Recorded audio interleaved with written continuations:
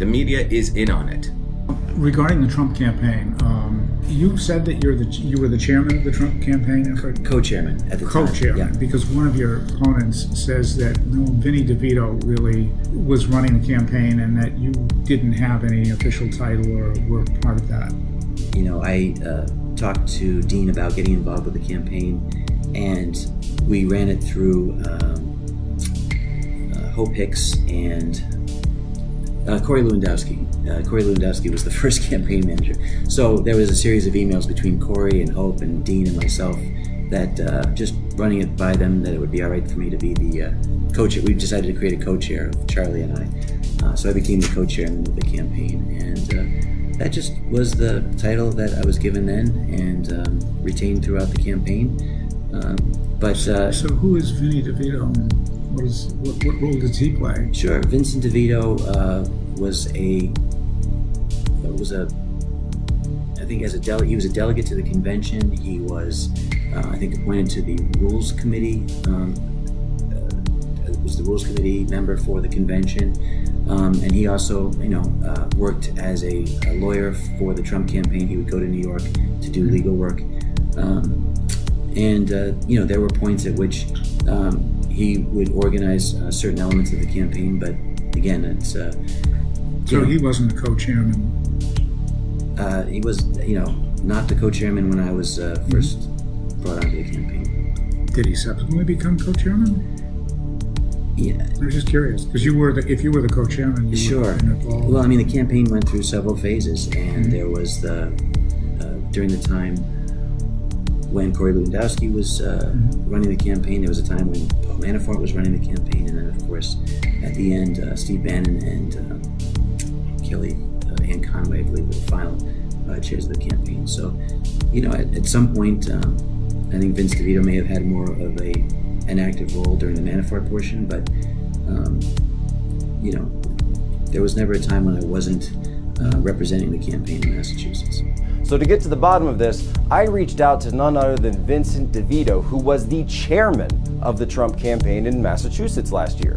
DeVito confirmed that Diehl was in fact not the co-chairman of the campaign. DeVito himself was just appointed to the Trump administration at the Department of the Interior. A staff chart that I obtained from the Trump Massachusetts campaign 2016 does not list Diehl as having any role whatsoever in the campaign structure.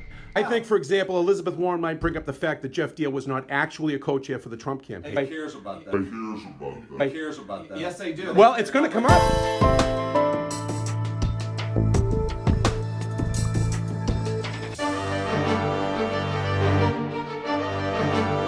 Dirty Deal. Dirty Deal, Dirty Deal.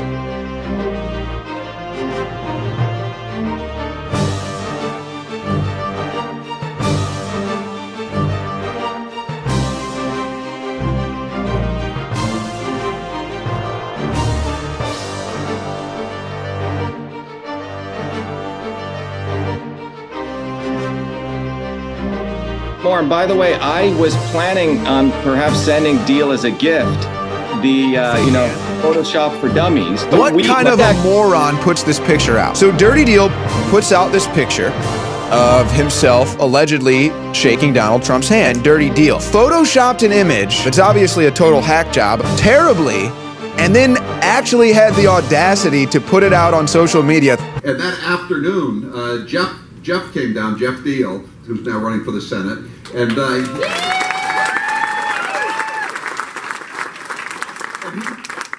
he came backstage before, and he wanted to have his picture taken with Donald Trump, and he did have his picture taken with Donald Trump. And now some people are trying to make it sound like the photo has been photoshopped. But Corey, you were there. You know Geoff was there. I know Geoff was in the back room at that little event in Sandown. And look, you have to remember, just to get back to set the stage here of what we asked Howie to do, prior to Donald Trump's first debate in New York with Hillary Clinton, again, he's not a professional politician, so he had never debated someone one-on-one. And this particular format, which was going to take place in St. Louis in 3 days, because this was a Thursday night event, this was a Sunday debate, the president, then candidate Trump, had never participated in, which was audience questions. I mean, we fielded audience questions a number of times at roundtables, but this was something very special. So we asked Howie to come up to Sandown. Jeff was there, Al was there. There was our whole New Hampshire team was there, and Howie became the moderator to try and, as best we could, simulate what it was going to be like in St. Louis on that Sunday. And this is immediately preceding the Access Hollywood tape, which came out the next day. Yeah, it did, and I had to go on that night with Don Lemon after the show. A real Trump supporter. Yeah, he wasn't drunk though, unfortunately. That you know of. And then the forensics. Internationally renowned forensics firm. For example, when Tom Brady stuff was going on with Deflategate, the press contacted Tech Fusion. When Hernandez's case was going on in Boston, they called him. When the 9/11, I think 1.9 million records were lost in Boston during the phone calls, Tech Fusion came in. So it's a very, very respected firm. And now you've got Baker and DirtyDiehl making deals in order to try to cement their GOP status in Massachusetts.